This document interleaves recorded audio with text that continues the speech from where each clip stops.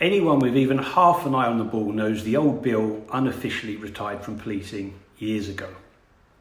Assaults out, shoplifting's out, burglary's out, gang rape, don't even go there, that's far too contentious. They're much more happy with dog walkers, pensioners sending the wrong tweets, anyone who thinks that Churchill ought to be defended as a monument. The problem with crime, the real problem the police have got, is the accusation of racism. They're terrified of it. If 100% of crime was conducted by white men, you wouldn't be able to get them out the door fast enough. But it's taken the cacophony of Black Lives Matter, Extinction Rebellion, now COVID, to really flush out the extent this wokery affects. It's frightening. We have definitely got two-tier policing, and it's never been more easy to see. The police are only concerned with whose lives your t-shirt thinks matter.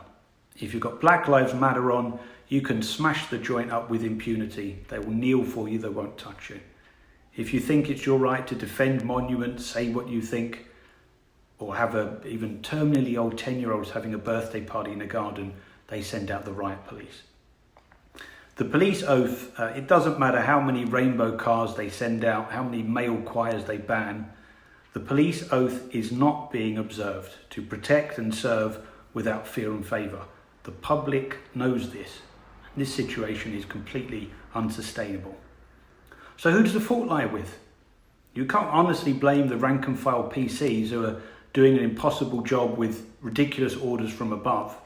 You've got to blame the management. And so the buck in London certainly has to stop with Cressida Dick and Sadiq Khan.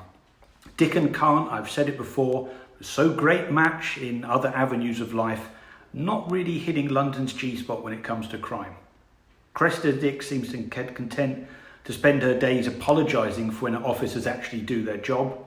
And Sadiq Khan has only two policy objectives. Number one, to oppose stop and search, no matter how many lives it saves. And of course, to get diversity up to 100%, which case presumably starts again. But the extent to which this disease is spread throughout Britain's constabularies is frightening. I've got a few of them here for you. Just give you a very short list. Julie Cook, Deputy Chief of Cheshire Police, wants pronouns policed. Nick Adderley, Northamptonshire's Chief Constable, threatened to search supermarket trolleys for, quote, legitimate shopping. Peter Goodman, Chief Constable of Derbyshire, used drones to spy on dog walkers. Well, that's a great use of money. Andy Marsh, Chief Constable of Avon and Somerset Police, defended officers for not intervening as statues were desecrated and pulled down. Cheshire Police Chief Simon Byrne admitted taking legal advice about breaking the law because he wanted to improve diversity no matter what. Counter-Terror, this is the worst one. Neil Basu, Counter-Terror Chief, this is the top guy at a time that's rather dangerous. He asserts that the right-wing terror threat is the biggest threat faced by Britain, even though there's the slight problem that 90% of MI5's 43,000, that's the 43,000 known jihadis, are jihadi extremists. So this is the problem we've really got.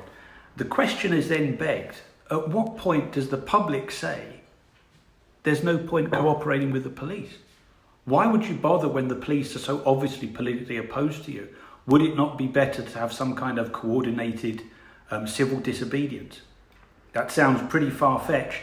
But this week's latest problem, the question that the dreaded hate crime, what even you can say, starts making this question a little bit more valid. They're now going after Darren Grimes for an interview he conducted earlier this year with David Starkey. And my thoughts about this have been well documented, and I'll, if I can work out how to do it, I'll post a link to the video I posted before about this. In my mind, David Starkey did nothing wrong, unless you're going to say his choice of words were a little badly chosen, knowing how many people want to go after him. But having said that, forget that. If David Starkey had come out and said he was the new chief grand wizard of the Ku Klux Klan, what's Darren Grimes supposed to do? Terminate the interview? No, he should encourage and relax him enough to find out what's going on, like all great interviewers have done in the past, like Andrew Neil did so expertly with Jimmy Savile. What universe do you have to be in that you think lynching interviewers for what their interviewees say makes even the vaguest sense. That would mean you can't interview anyone who's got anything to say. Give me the Stasi any day of the week. Shutting down the police is clearly not an option, however. It's well documented historically, the lawlessness that will lead to. We've seen that recently in America. More to the point, that's exactly what idiot groups like Black Lives Matter want. So that's not a move. More to the point, you don't need to do that.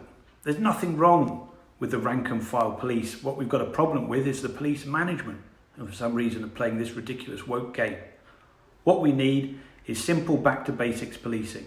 Bobbies on the beat, not on the internet, doing their job without fear or favour, which is the only job they're supposed to be doing, and management that backs them up and doesn't pander to ridiculous accusations of racism when there's none there to begin with. And what we need to do that is to get a government with the willingness and the strength and the desire to effect such a change. So we're a long way off that now. Stay sane, and I'll see you next time.